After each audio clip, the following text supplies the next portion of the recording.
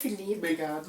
O Felipe vai falar um pouco sobre a tese de doutorado dele, que se chama Análise de Situação em Saúde do que é produzido no território enquanto cada partido governa. Felipe, fala mais sobre essa pesquisa. Bom, o que acontece em seu território enquanto o seu prefeito, o seu governador governa? Essa é a grande tentativa desta tese, de emergir os dados abertos em saúde, ainda que não sejam colocados em suficiência, dado que nós ainda não temos uma cultura de transparência, e são muitos dados, são 4 terabytes de dados que a gente consegue processar, integrar, agregar em termos de o financiamento, procedimentos, internações hospitalares, instalações, profissionais de saúde, diagnósticos. Então todos esses dados, uma vez agrupados, ele pode ser verificado tanto para gestão estratégica, então para verificação do legado, quando um prefeito ou um governador assume um estado que ele teve de pregresso, quanto para a sociedade civil fazer o controle social. Nós sabemos que o SUS ele fortalece a democracia. É muito diferente de você acessar serviços de saúde através do mercado. Então, quando vale para todos, é um direito de um cidadão. Porém, se a política está sendo efetiva, ótimo, então a gente sabe em que partido votar conforme as nossas próprias crenças. Se eu acredito que é o Estado mesmo que deve prover esse serviço, que deve ser igual para todos, eu vou votar no partido X, no partido Y. Se eu acredito que não, que o Estado deve ser mínimo, que eu tenho que reduzir, vou votar no partido Z. Mas que isso seja claro, que as propagandas sejam próximas das ações efetivas em gestão.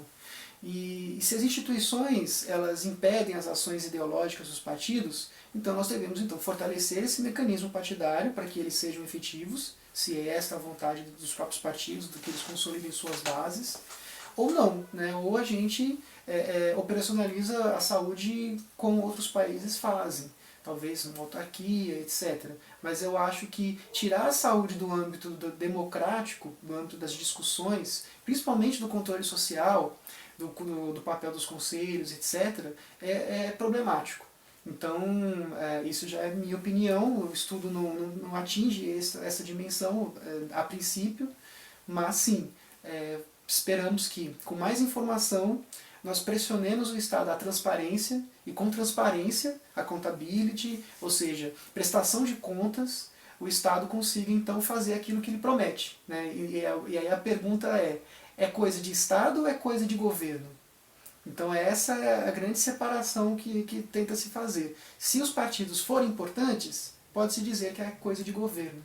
Independente da conjuntura, independente da Câmara, na Constituição das Assembleias Legislativas, porque a ideia aqui não é fazer uma comparação do âmbito federal. O foco é no âmbito municipal, no âmbito estadual. Muito bem. E você sabe dizer mais ou menos que influência esses partidos têm nesse sistema de saúde? Por exemplo, os partidos progressistas são os partidos que mais fortalecem o Sistema Único de Saúde? Essa é uma pergunta interessante.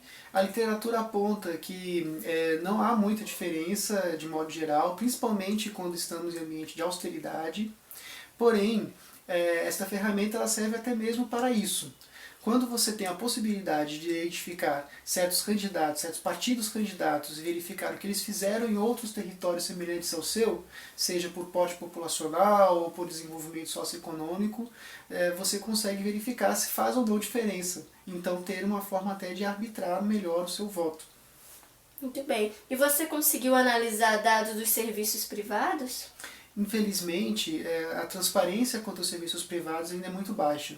Nós temos algumas informações, por exemplo, do profissional de saúde, se é SUS ou não, dos estabelecimentos SUS ou não SUS, porém é muito pouco.